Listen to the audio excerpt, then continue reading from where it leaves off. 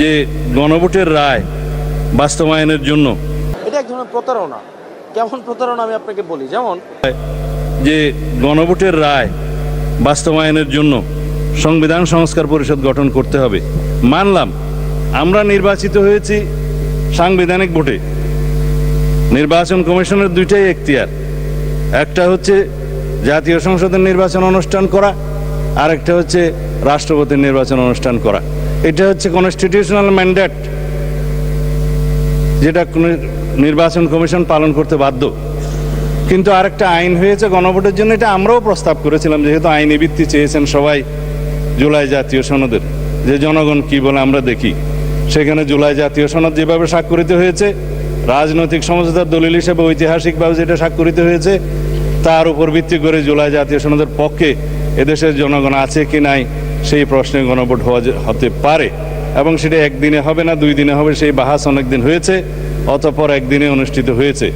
এবং সেই ব্যালটে গণভোটে হ্যাঁ এবং না লেখা ছিল, কিন্তু এই আদেশটা মাঝখানে জারি করে আরেকটা প্রশ্ন ওখানে ইন্ট্রোডিউস করে দেয়া হয়েছে, যে এই প্রশ্নে গণভোট দেয়া হলো 4টা প্রশ্ন, যে প্রশ্নের মধ্যে একটা বিশাল প্রশ্ন জুলাই জাতীয় সনদের সমঝোতা হয়নি, এটা একটা জবরদস্তিমূলক আরোপিত আদেশ করে সেই আদেশের একটা প্রশ্ন গণভোটের মধ্যে দেয়া হলো, যেটা আমার পড়তে লাগছে 3.5 ঘন্টা। জনগণ সেটা পড়ে হ্যাঁ এবং না দিয়েছে কিনা আমি জানি না।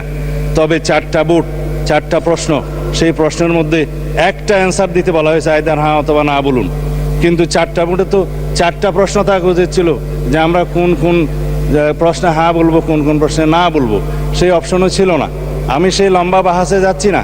তারপরও গণভোটের রায় যদি বাস্তবায়ন করতে হয়, সেই গণভোট এই আইন অনুসারে, সেই রায় অনুসারে সংবিধানে আগে সংস্কার আসতে হবে, সংবিধানে সংশোধন আসতে হবে।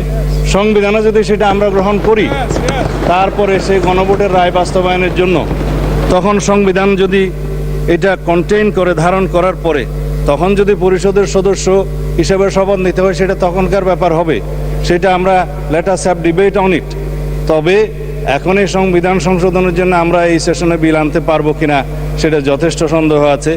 এই কারণে যে 133টা অধ্যাদেশ এখানে উত্থাপিত হয়েছে প্রথম দিনে, আজকে হয়তো মাননীয় আইনমন্ত্রী সেগুলা বিশেষ কমিটি দেওয়ার জন্য প্রস্তাব করতে পারেন।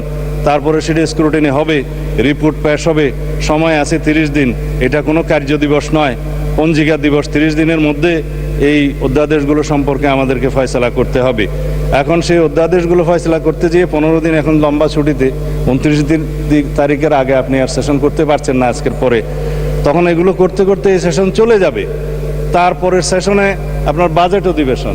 বাজেট অধিবেশনের সময় যদি আপনারা অ্যালাউ করেন যে সংবিধান সংশোধনের বিষয়ে এই হাউস সিদ্ধান্ত নেয়, কার্য উপদেষ্টা কমিটিতে যদি সিদ্ধান্ত হয়, তখন বাজেটের এই সেশনের মধ্যেও সংবিধান সংশোধনের জন্য কমিটি করে তারা এই জুলাই জাতীয় সনদকে সেখানে ধারণ করে সংবিধান সংশোধনের জন্য বিল উত্থাপন করতে পারে। সেই বিলটা তারপর আলোচনা হবে, পাস হবে, সেটা তখন সেই সেশনে করা যাবে কিনা আপনারা সিদ্ধান্ত নেবেন। আমি পজিটিভলি যাচ্ছি, আমি কোনো কিছু অস্বীকার করছি না। জনরায়কে সম্মান দিতে হবে, কিন্তু সেটা সাংবিধানিকভাবে দিতে হবে, আইনগতভাবে দিতে হবে। এখানে ইমোশনের কোনো জায়গা নেই। রাষ্ট্র ইমোশন দিয়ে চলে না, রাষ্ট্র চলে সংবিধান দিয়ে, আইন দিয়ে, কানুন দিয়ে। তা আমরা সেইভাবে যাই। আমি বিরোধী দলে না থাকে যথেষ্ট সম্মানের সাথে এটা প্রস্তাব দিতে চাই যে আসুন আমরা কার্য উপদেষ্টা কমিটিতে সে বিষয়ে আলোচনা করি, কখন সংবিধান সংশোধনের জন্য আমরা বিল উত্থাপন করতে পারবো এবং জুলাই জাতীয় সনদকে আমরা অক্ষরে অক্ষরে পালন করতে আমরা প্রতিশ্রুতিবদ্ধ। আমরা জাতির কাছে অঙ্গীকার করেছি যে জুলাই জাতীয় সনদ ঐতিহাসিকভাবে যেভাবে স্বাক্ষরিত হয়েছে, রাজনৈতিক সমঝোতার দলিল হিসেবে তার প্রতিটি শব্দকে আমরা সম্মান করি। কিন্তু জুলাই জাতীয় সনদের বাইরে আরোপিত কোনো আদেশ দিয়ে, কোনো অবৈধ আদেশ দিয়ে সেটা কোনো সংবিধান সংশোধন করা যায় কিনা, সেটা একটা বিশাল আইনি প্রশ্ন, সাংবিধানিক প্রশ্ন। সেটাও আমরা ডিবেট করি, আলোচনা করি, আমরা কার্য উপদেষ্টা কমিটিতে আলোচনা করি এবং সংবিধান সংশোধনের জন্য আমরা বিল উত্থাপন করি। সেই বিল আমরা সমঝোতার ভিত্তিতে এই মহান হাউসে গ্রহণ করি। তারপরে এই সংবিধান অনুসারে রাষ্ট্র পরিচালিত হবে এবং ইনশাআল্লাহ আমরা সংবিধান মেনেই এই পর্যন্ত এসেছি এবং সংবিধান মেনে চলবো।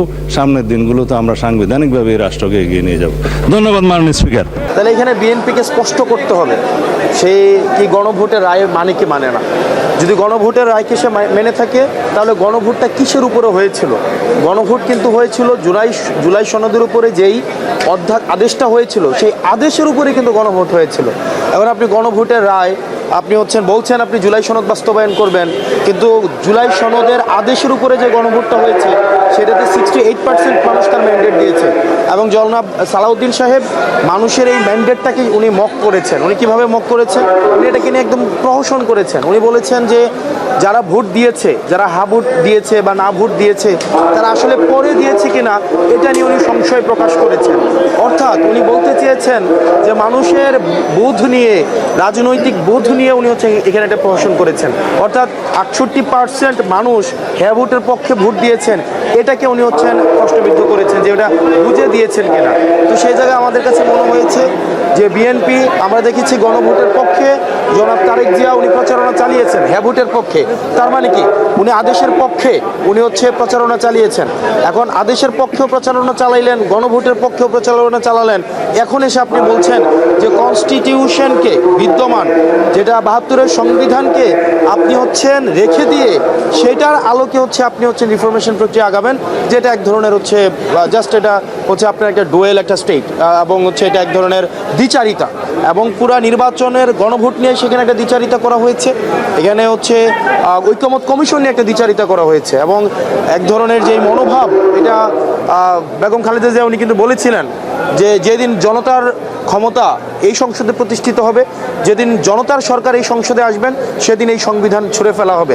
আজকে বিএনপির কার্যক্রমের মধ্য দিয়ে এটাই প্রমাণিত হয়েছে। বেগম খালেদা জিয়া যেমনটা বলেছিলেন যে জনতার সরকার যদি এসে এই সংবিধানকে ছুঁড়ে ফেলা হবে, কিন্তু আমরা দেখলাম যে এই সংবিধানের প্রতি যেই আন্তরিকতা, যেই ভালোবাসা, যেমন আমরা দেখেছি আওয়ামী লীগও বলতেন যে সংবিধানের বাইরে কোনো কিছুই হবে না, একই ধরনের ইকো আমরা দেখতে পাচ্ছি। এবং বেগম খালেদা জিয়া যেটা বলেছিলেন যে জনতার সরকার আসলে এই সংবিধানকে ছুঁড়ে ফেলা হবে, এটা আসলে ছুঁড়ে ফেলার এই কাজটা হয় নাই।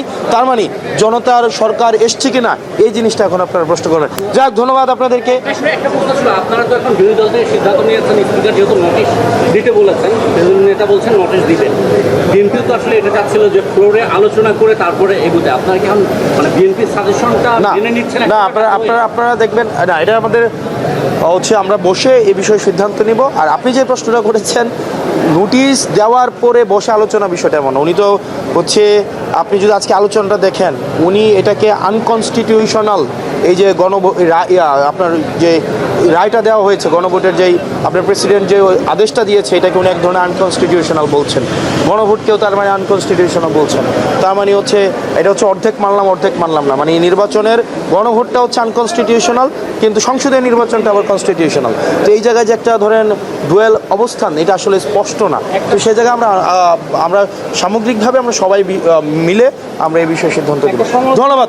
একটা সমালোচনা উঠেছে, যেটা আপনারা যদি রাষ্ট্রপতিকে অসাংবিধানিক বলেন, সেক্ষেত্রে আপনার রাষ্ট্রপতির কাছে উপদেষ্টা যখন হয় তখন কেন শপথ গ্রহণ করেছে? তখনকার যে পরিস্থিতি ছিল এখানে আমাদের স্টেট কম্প্রোমাইজ হয়ে যাচ্ছে। যে জায়গায় আপনি 8ই অগস্টের পরিস্থিতি আর বর্তমান পরিস্থিতি, দুইটা পরিস্থিতিকে যদি আপনি জোরপূর্বক এক ধরনের আরোপিত এই দুইটার মধ্যে ভারসাম্য তৈরি করার চেষ্টা করেন, এটা এক ধরনের, আমি মনে করি এটা পরিস্থিতির উপরে আপনার এক ধরনের অন্যায্যতা। যেমন 8ই অগস্ট যে পরিস্থিতি ছিল, তখন আমাদের একটা স্টেট কম্প্রোমাইজের জায়গায় চলে যাচ্ছিল। আমার এখানে কোনো সরকার ছিল না, আমার এখানে ল অ্যান্ড অর্ডার সিচুয়েশন সেখানে ডিটোরিয়েট হচ্ছিল। তখন আমার একটা বডি দরকার ছিল, যেটা আমার law and order situation restore করতে পারবে। আমার সার্বভৌমত্ব ঝুঁকিপূর্ণ ছিল। সেই জায়গা থেকে আমার একটা উদ্ভূত পরিস্থিতিতে আমাকে সিদ্ধান্ত নিতে হয়েছিল। তার পরিবর্তে ওই সময়ের পরে একটা ঐকমত্য কমিশন গঠিত হয়েছে, সেখানে সকল রাজনৈতিক দলের একটা অংশগ্রহণ সেখানে নিশ্চিত হয়েছে। এরপরে আজকে যখন এই পরিস্থিতি আর আগের 8ই অগস্টের পরিস্থিতি, দুইটাকে যখন আপনি জোরপূর্বক একটা মিলানোর চেষ্টা করেন, এটা আসলে আমার কাছে মনে হয় আপনার পরিস্থিতিটাকে আবার পুনর্বিবেচনা করা উচিত। তাইলেই এই জিনিসটাকে আপনি বিবেচনা করতে পারবেন। ধন্যবাদ আপনাদেরকে। আসসালামু আলাইকুম।